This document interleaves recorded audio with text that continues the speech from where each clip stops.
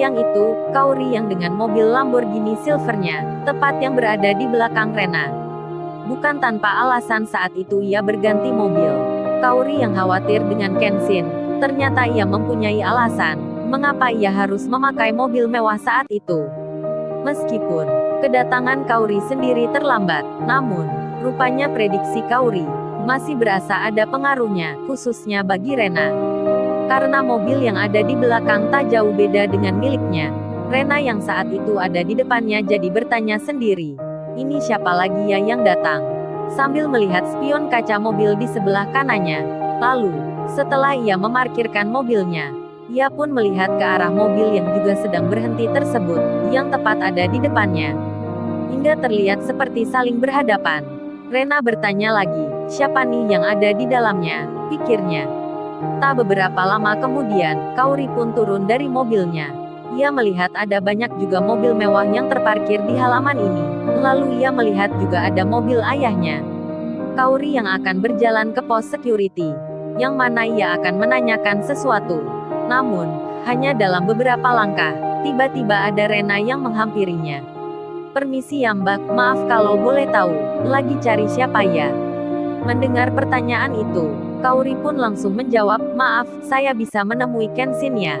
Pertanyaan balik Kaori saat itu terlihat rada aneh gitu. Maklum, baru pertama kali ini ia menyebut nama Kenshin di depan orang yang tak dikenalnya. Terlebih lagi ini hal yang pertama kalinya, ia mencari Kenshin. Rena yang mendengar itu, melamun sebentar, kemudian bicara sendiri dalam hatinya. Maksudnya apa ya, bisa menemui Kenshin, emangnya saya siapanya Kenshin, ia berbisik dalam hati. Belum terjawab pertanyaan Kaori, tiba-tiba datanglah mobil yang berhenti tepat di depan pintu masuk halaman ini. Saat itu, nampak 2-3 orang keluar dari lobi kantor, berjalan cepat menghampiri mobil tersebut, lalu membukakan pintunya. Oh rupanya, ayah Kenshin telah tiba di tempat ini. Ayahnya yang berbadan tegap nan tinggi ini kemudian turun dari mobilnya, bersama 3 staf pribadinya. Terlihat 2 koper hitam di bawah orang kepercayaannya masuk ke lobi kantor. Pertanyaan Kaori yang belum sempat dijawab Rena, akhirnya terlupakan. Sebab Rena yang saat itu ada bersamanya. Tiba-tiba, ia dipanggil ayahnya, Ren sini masuk dulu ada hal yang penting nih. Kaori, yang saat itu masih ada di luar, memutuskan untuk tidak ikut masuk kantor. Ia menunggu saja di depan mobilnya. Kedatangan ayahnya Kenshin rupanya membuat penghuni yang ada di lobi kantor terlihat agak sibuk, khususnya yang ada hubungannya. Maklum, bos besar mereka datang di tempat itu. Kenshin yang melihat ayahnya pun langsung berdiri dan mendekat. Gimana Ken keadaanmu? Baik saja ya. Lalu ayahnya meminta maaf pada si pemilik mobil tersebut.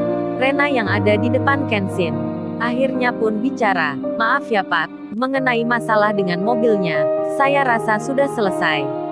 Rena yang tak mau diganti dan memutuskan menyudahi masalah tersebut. Singkat kata, berhubung ada di situ, ayahnya Kenshin menawarkan kerjasama dengan perusahaannya. Dalam hal ini, bos besar menunjuk perusahaan Intel Corporation yang dipegang ayahnya Kaori, yang akan menjadi mitranya nanti. Karena dirasa masalah sudah selesai, ayahnya Kenshin pun pamit undur diri. Sebagian anak buahnya ada di situ, membicarakan lebih lanjut tentang mitra bisnis dan staf ahlinya. Rena yang masih tak berani melihat Kenshin pun akhirnya balik ke ruang kantornya di lantai 3. Lalu mereka pun keluar pintu lobi tersebut. Kenshin, yang memang masih menahan sakit di kaki kanannya, akhirnya tak bisa ia sembunyikan. Jalannya menjadi tak seimbang dan pelan. Baru beranjak 5 langkah dari pintu, Kenshin kaget dilihatnya ada Kaori di halaman itu. Kenshin yang tak bisa berjalan cepat, mencoba sekuat tenaga, untuk cepat sampai ke Kaori. Padahal jaraknya juga gak begitu jauh. Kaori, yang melihat Kenshin jalan yang tak seperti biasa, mimik wajahnya menjadi khawatir. Rena yang ada di lantai 3 ruang kantornya. Ternyata, ia melihat dari balik kaca dengan memegang tirai jendelanya. Pandangan matanya ke bawah, tertuju ke arah Kenshin dan Kaori. Dan akhirnya, pertemuan itu terulang kembali. Suasana cuaca berubah agak mendung, angin yang mulai terasa kecepatannya, hingga tersibaklah rambut panjang Kaori.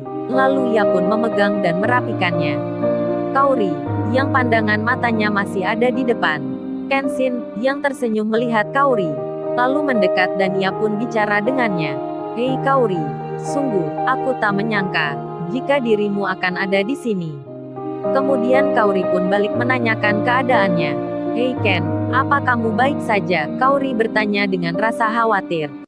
Kenshin yang saat itu pakaiannya agak lusuh, sama halnya dengan keadaan dirinya, menjawab pertanyaan Kaori dengan segera. Aku baik-baik saja. Lalu ia mengambil sesuatu benda yang ada di dalam tasnya, dan menguntaikan sebuah kata. Aku tak tahu mengapa, ini tadi tidak pecah dan menjadi hancur. Padahal ia ikut terjatuh bersamaku dan terbentur di jalan itu. Aku rasa, ini memang ditakdirkan untuk kembali pada pemiliknya. Kenshin membuka vas bunga cantik yang bermotif huruf K, yang di dalamnya ada secari kertas putih. Dan di sampingnya ada dua tulisan kata. Lalu ia memberikannya pada Kaori, dan berujar, ini ganti vas bunga yang kemarin aku pecahkan. Suasana yang mendung dan lebatnya angin, seolah menjadi saksi di pertemuan itu. Lalu Kaori pun balik membalasnya, aku juga tak mengerti, kenapa aku harus ada di sini. Mungkin juga, aku ditakdirkan untuk menerima sesuatu darimu. Maksudnya vas bunga yang bertuliskan dua huruf yang sama. Kemudian sayup terdengar suara ayahnya, memanggil Kenshin dari dalam mobil. Dan inilah, mimpi Kenshin yang menjadi nyata. Kenshin pun pamit pada Kaori. Aku balik ya. Kaori pun menjawab, hati-hati ya. Saat itu juga nampak Rena, di balik tirai kelambu, di ruang kantornya yang ada di lantai 3, dengan wajah sendu dan sayu. Dirinya masih melihat pemandangan itu. Kenshin yang akan meninggalkan Kaori masih berjalan pelan. Tak beberapa lama kemudian, ia balikkan dirinya, untuk melihat Kaori kembali dengan senyumannya. Lalu ia pun secara tak sengaja melihat ke arah atas. Pandangannya tiba-tiba tertuju ke arah nama perusahaan itu. Rena yang melihat Kenshin, segera saja menutup tirainya. 3 hari telah berlalu, cedera kaki kanan yang dirasa Kenshin sudah tak terasa lagi. Rena yang masih penasaran dengan jati diri Kenshin, yang diketahuinya, ternyata dia adalah anak seorang bos besar. Yang menjadi pertanyaannya, kenapa ia bekerja sebagai seorang cleaning service, kenapa pula ia masih mau memakai motor lama yang sudah butut. Terlebih, kenapa di zaman yang sudah modern ini, ia masih memakai HP jadul.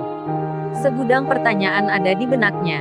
Bagaimana anak seorang pengusaha bisa memilih gaya hidup seperti itu?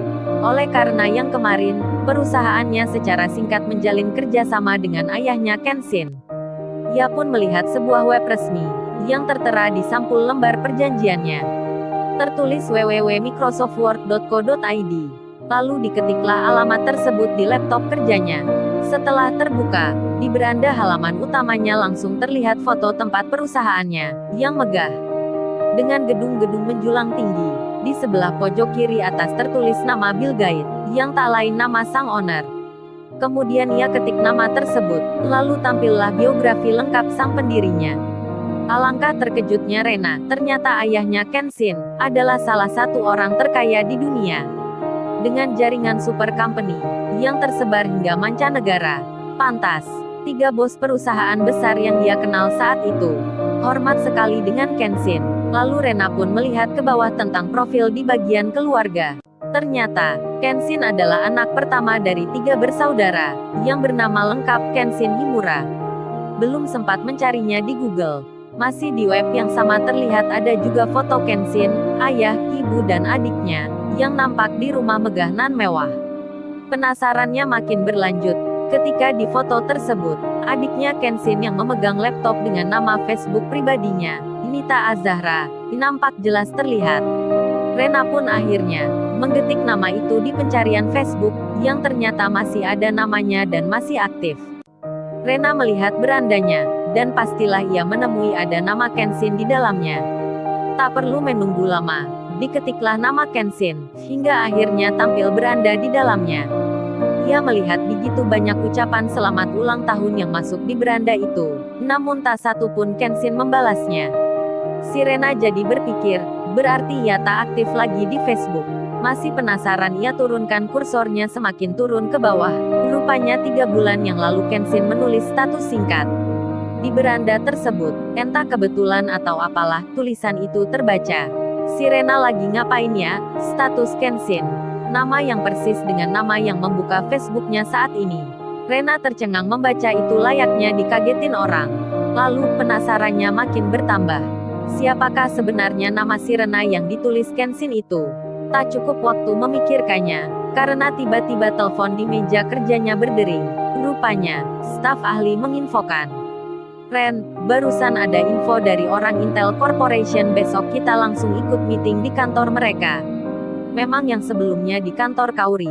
Kemarin ada meeting kecil yang membahas tentang mitra bisnis yang dilaksanakan tiap 3 bulan sekali. Oleh karena hal yang penting, perusahaan di mana tempat Rena bekerja segera diikutkan di meeting itu. Lalu, akankah nanti Kaori dan Rena ada di meja meeting yang sama? Hari sudah beranjak berganti. Kali ini Kenshin berangkat lebih pagi daripada yang biasanya. Maklum, pagi itu, di tempat kerjanya akan ada meeting kerja bulanan dengan perusahaan lain, yang bukan dari grup 73. Setelah beberapa menit, Kenshin tiba di tempat kerjanya. Rupanya, di sepagi itu, sudah nampak beberapa mobil tamu. Terlihat 3 mobil berplat luar kota. Di teras tempat duduk, di ruang istirahat di area bebas penat, nampak tamu beberapa staf wanita dan pria dari perusahaan lain. Mereka terlihat berbicara antar satu dengan yang lainnya. Kenshin yang baru saja tiba, ia segera menuju ruang kerjanya, lalu dengan cepat membuatkan minuman teh dan kopi. Tak lama kemudian masuk beberapa mobil karyawan dan staf kantor. Salah satunya mobil berwarna putih. Setelah mengatur posisi, lalu berhentilah mobil itu tepat di depan ruang yang ditempati para tamu. Lalu, keluarlah Kaori. Para tamu lelaki yang ada di depannya pun langsung kena efeknya. Waduh bro, cakep banget nih. Siapa ya dia? Staf di sini mungkin kali ya. Belum habis bicara tentang Kaori, Kenshin tiba-tiba hadir di situ, membawakan teh dan kopi untuk mereka. Salah satu darinya langsung bertanya, "Mas, wanita yang berseragam putih itu siapa ya?"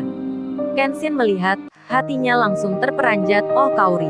Lalu Kenshin pun menjawab, "Itu staf admin keuangan yang ada di sini. Emang ada apa ya?" Salah satu dari mereka kemudian bicara, "Udah nikah apa belum ya mas?" Kenshin pun menjawab, "Maaf, saya kurang tahu ya. Sepertinya belum nikah." "Kalau pacar gimana ya? Dia udah punya belum?" Kenshin mulai bete dengerinnya. Lalu menjawab, "Kurang tahu ya, belum punya kali." "Wah, sip deh kalau gitu," ujarnya. Kemudian mereka berkata pada temannya, "Kerja di sini jadi tukang bersihin lantai pun gue mau bro, asal bisa lihat dia tiap hari. Apalagi jika bisa jadi teman dekatnya." Kenshin yang mendengarnya makin bete banget. Kemudian ia beralih ke tamu lainnya yang ada di dalam, untuk memberikan teh dan kopi. Seolah tanpa rasa sungkan mereka bicara tentang Kaori di depan Kenshin. Maklum, mungkin kali mereka tak memandang Kenshin, karena melihat pakaian yang dikenakannya.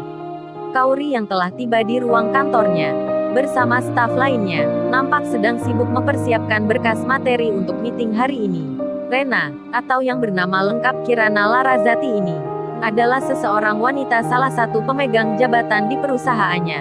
Entah kebetulan atau tidak, Rena yang kemarin mempunyai masalah dengan Kenshin, akhirnya hari ini menjadi mitra kerja di perusahaan ini. Namun ada yang istimewa dengan kemitraannya, karena langsung diajak join sang bos besar. Tepat jam 7:15 rombongan 3 mobil yang berisi staf ahli perusahaannya tiba.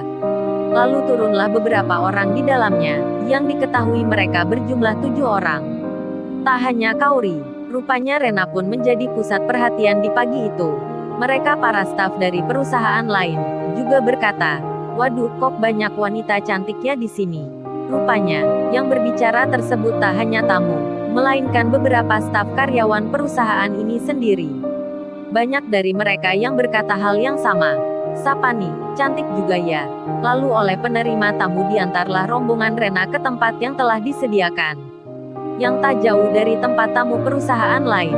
Rena yang 1 hari sebelumnya telah mengetahui informasi siapa Kenshin, yang mana ternyata ia adalah anak dari salah satu orang terkaya di dunia, mengapa bekerja menjadi cleaning service. Penasarannya makin berlanjut, hingga ia menemukan akun Facebooknya, lalu didapatinya status singkat 3 bulan lalu, yang menyebut nama Kirana lagi ngapain ya, nama yang sama dengan dirinya. Rena yang penasaran akhirnya menemukan jawaban. Apa mungkin Wanita yang bertanya di halaman kantornya di waktu itu, namanya juga Kirana. Terlebih, mobil yang dipakai juga sama dengan miliknya. Rena dan temannya yang masih berjalan itu. Tiba-tiba ia berhenti. Ada karyawan gudang yang membawa barang sedang lewat. Kemudian, ia mendengar suara dari ruang yang tak jauh dari tempatnya berdiri. Terdengar seorang pria sedang disuruh. Hingga terlihatlah dari belakang, pria yang sedang memegang troli minuman. Mas minta tolong dong, bisa beliin kertas dan buku, serta alat tulisnya. Ini uangnya, uang 50.000. Kembaliannya untuk masnya saja. Lalu teman lainnya juga ikut. Aku nitip coklat juga ya mas, kembaliannya diambil saja. Rena yang tepat ada di depan pintu. Jadi kaget luar biasa. Pria yang diperintah itu, ternyata orang yang baru saja ada di pikirnya. Dan tiba-tiba pula ada di depannya dengan memegang troli yang berisi gelas dan piring. Lalu, bagaimana kisah selanjutnya? Subscribe channel ini untuk episode berikutnya. Terima kasih.